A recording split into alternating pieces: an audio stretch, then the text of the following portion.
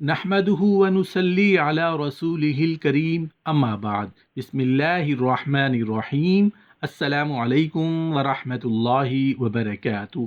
کام کیسے کرنا چاہیے، کام کرنے کا زبردست طریقہ۔ محترم ناظرین، کوئی بھی انسان جب پیدا ہوتا ہے تو وہ ماں کے پیٹ سے کچھ بھی سیکھ کر نہیں آتا۔ بچپن، جوانی اور بڑھاپے تک اسے زندگی گزارنے کے لیے، معاشرے میں رہنے کے لیے، رزق حلال کمانے اور کھانے کے لیے حقوق اللہ اور حقوق العباد سمجھنے اور سیکھنے پڑتے ہیں۔ علم حاصل کرنا پڑتا ہے تاکہ انسان اور جانور کی معاشرت میں فرق کیا جا سکے۔ وہ کام، وہ عمل جس سے نسل انسانی بڑھتی ہے، جسے ہم بستری مباشرت یا صحبت کرنا کہا جاتا ہے۔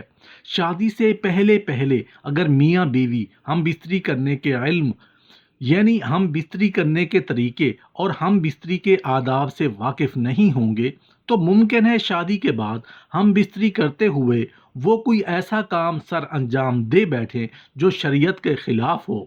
تو نہ صرف وہ گنہگار ہوں گے بلکہ میاں بیوی کے درمیان بغض، عداوت اور نفرت پیدا ہوگی، اور اس کا اثر پیدا ہونے والی اولاد پر بھی پڑے گا۔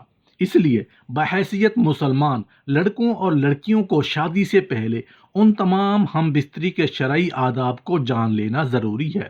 مطلب ہم بستری کیسے کرنی چاہیے، ہم بستری کب کرنی چاہیے، ہم بستری کا طریقہ کیا ہے، ہم بستری کے آداب کیا ہیں، وہ اوقات، وہ دن جب میاں بیوی کو ہم بستری نہیں کرنی چاہیے۔ ان تمام چیزوں کی مکمل معلومات شادی سے پہلے ہونا ضروری ہے۔ ہم بستری سے پہلے ایسے عمل جس سے آپ کی لذت میں بھرپور اضافہ ہو جائے تو مکمل تفصیل کے لیے ویڈیو کو آخر تک ضرور دیکھیے گا، جس سے آپ کو بہت فائدہ ہوگا۔ میاں بیوی کو چاہیے کہ وہ اپنی جنسی سوجھ بوجھ کو بڑھائیں۔ کوئی شخص بھی جنسی لذت حاصل کرنے کے شعور کے ساتھ پیدا نہیں ہوتا، بلکہ سمجھدار شوہر اپنی شریک حیات کے رد عمل سے یہ سب کچھ سیکھتا ہے۔ وہ برابر اپنی اسی صلاحیت کو ترقی دینے میں لگا رہتا ہے کہ وہ فریق ثانی کو لذت پہنچائے اور اس کے بدلے میں خود اس سے زیادہ لذت حاصل کرے۔ مباشرت سے پہلے بستر پر ایک موٹا کپڑا بچھا لیا جائے تاکہ بہہ نکلنے والی فالتو منی بستر کو خراب نہ کر دے۔ اسی طرح مباشرت کے بعد شرم گاہوں کی صفائی کے لیے پہلے سے اپنے قریب 2 صاف کپڑے بھی رکھ لیں۔ ایک بات یاد رکھنے والی ہے کہ شرم گاہوں کی صفائی کے لیے 2 الگ الگ صاف کپڑے ہونا ضروری ہیں، کیونکہ اگر کپڑا ایک ہوا تو ممکن ہے کہ وہ شرم گاہوں سے خارج ہونے والی منی کو نہ روک سکے اور بستر ناپاک ہو جائے۔ 2 کپڑے رکھنے کا سب سے بڑا فائدہ یہ ہوتا ہے کہ دونوں میاں بیوی کی منی ان کے اپنے کپڑے پر ہی لگے گی۔ کپڑا اگر ایک ہوا تو ممکن ہے کہ صفائی کے دوران کپڑے پر لگی منی ایک دوسرے کو جسم کو لگے، اس سے کراہت بھی ہوتی ہے اور میاں بیوی کے درمیان نفرت کا سبب بھی ہو سکتا ہے۔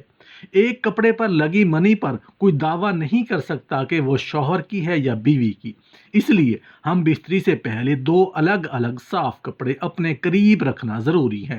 باقاعدہ مباشرت سے پہلے میاں بیوی کا چند منٹ کے لیے ایک دوسرے کے جسم سے کھیلنا دونوں میں محبت پیدا کرتا ہے۔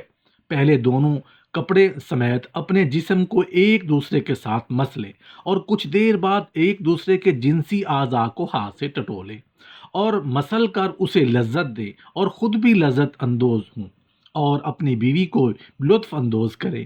لباس اتارنے سے پہلے چند منٹ کا یہ کھیل نہ صرف حصول لذت کا ایک اچھا ذریعہ ہے بلکہ اس سے بیوی کو مباشرت کے لیے مکمل طور پر تیار ہونے میں بھرپور مدد ملتی ہے۔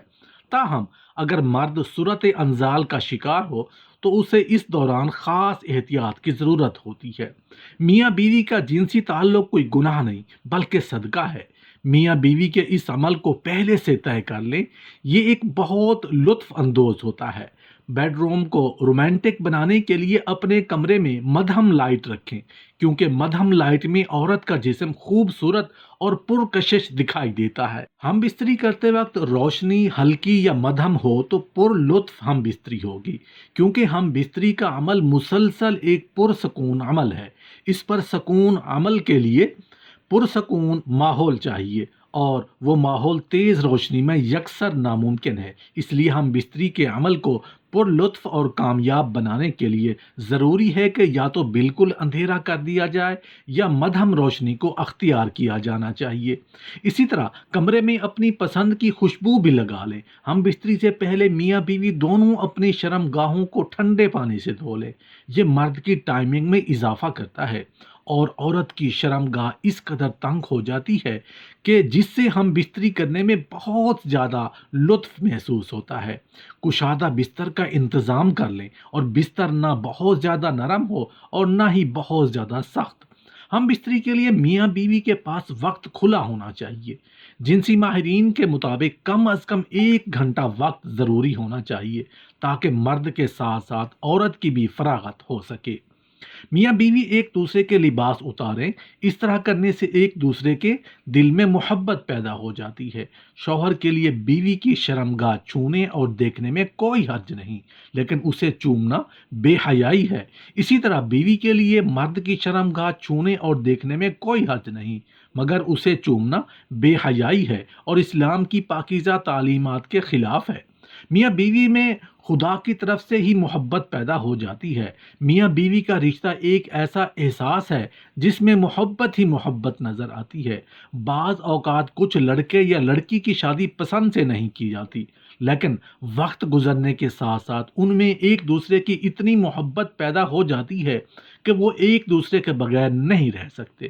شوہر جب بیوی سے ہم بستری کا ارادہ کرے تو ہم بستری کی دعا پڑھے، بسم اللہ اللہم جنبنا الشیطان وجنب الشیطان ما رزقتنا۔ اس دعا کے پڑھ لینے کے بعد اس وقت کی ہم بستری سے جو اولاد پیدا ہوگی، شیطان اسے کبھی ضرر نہیں پہنچا سکے گا۔ اس کو ضرور پڑھنا چاہیے، کیونکہ ہم بستری کے وقت اللہ کا نام نہ لینے سے شیطان کا نطفہ بھی مرد کے نطفہ کے ساتھ اندر چلا جاتا ہے۔ بیوی سے محبت کیسے کریں، مطلب بیوی سے ہم بستری کیسے کرنی چاہیے؟ شریعت مطہرہ نے بیوی کے پورے بدن سے نفع اٹھانے کی اجازت دی ہے۔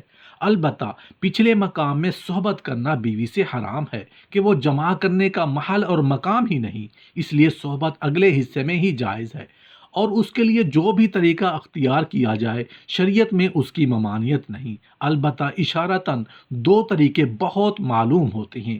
پہلا طریقہ جو ہر جاندار میں فطری طریقہ ہے کہ مرد اوپر رہے اور عورت نیچے، اس میں جانبین سے لذت کا حصول زیادہ ہے۔ نیز یہ طریقہ استقرار حمل کے لیے بھی معین ہے۔ بیوی سے جس طرح چاہے محبت کر سکتے، کھڑے ہو کر، بیٹھ کر، لیٹ کر، آگے کی طرف سے، پیچھے کی طرف سے، یعنی اگلی شرمگاہ میں۔ مرد اوپر ہو اور عورت نیچے ہو یا اس کے برعکس، سب طرح سے بیوی سے صحبت کرنا جائز اور درست ہے۔ البتہ پچھلی شرمگاہ یعنی پاخانہ کے مقام میں صحبت کرنا جائز نہیں، حرام ہے۔ اس لیے اللہ تبارک و تعالیٰ ارشاد فرماتے ہیں، تمہاری بیویاں تمہارے لیے بمنزلہ کھیت کے ہیں، سو اپنے کھیت میں جس طرف ہو کر چاہو آؤ۔ مطلب یہ ہے کہ اپنی بیوی سے ہم بستری اس راہ سے جہاں سے ولادت ہوتی ہے، جس کیفیت سے چاہیں کر سکتے ہیں، خواہ سامنے کی طرف سے ہو یا پیچھے کی طرف سے ہو یا پہلو کے بل لیٹ کر۔ اور اگر مرد عورت سے پہلے فارغ ہو جائے تو اسے عورت کے فارغ ہونے تک برابر مشغول رہنا چاہیے، ہٹنا نہیں چاہیے، اور صحبت سے پہلے عورت کو جماع کے لیے مکمل طور پر بھی آمادہ کر لینا چاہیے۔ پیار و محبت کی باتیں اور کام کے ذریعے عورت کو مکمل طور پر تیار کیے بغیر صحبت کرنا اچھا نہیں، اور صحبت کے بعد دونوں کو پیشاب بھی کر لینا چاہیے تاکہ اگر منی کا کوئی قطرہ سوراخ میں رہ گیا ہو تو وہ خارج ہو جائے۔ ہم بستری سے فراغت کے بعد فوراً کھڑا نہیں ہونا چاہیے، بلکہ داہنی کروٹ پر کچھ دیر تک سوئے رہنا یا فقط لیٹے رہنا چاہیے، کیونکہ اس میں بدن کی صحت ہے، اور جب آدمی اس طرح کرے گا تو بچہ مذکر پیدا ہوگا انشاءاللہ۔ صبح کے وقت قربت کے زیادہ فوائد ہیں۔ جو مرد صبح کے وقت اپنی بیوی کے ساتھ مباشرت کرتے ہیں، وہ لوگ کبھی بھی مردانہ کمزوری کا شکار نہیں ہوتے، اور ان کی مردانہ طاقت دن بدن بڑھتی رہتی ہے، کیونکہ اس وقت ان کے جسم میں بے پناہ جنسی طاقت موجود ہوتی ہے۔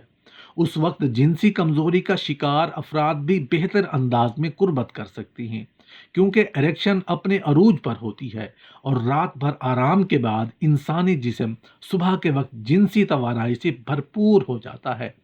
اعصاب فریش ہوتے ہیں، اور یہی وہ وقت ہوتا ہے جو مرد اور عورت کے درمیان قربت کے لیے بہت بہتر اور مفید وقت ہوتا ہے، کیونکہ اس وقت مردوں کے ہارمونز عروج پر ہوتے ہیں اور ان کے اندر جمع کرنے کی طاقت پوری طرح جوش میں ہوتی ہے۔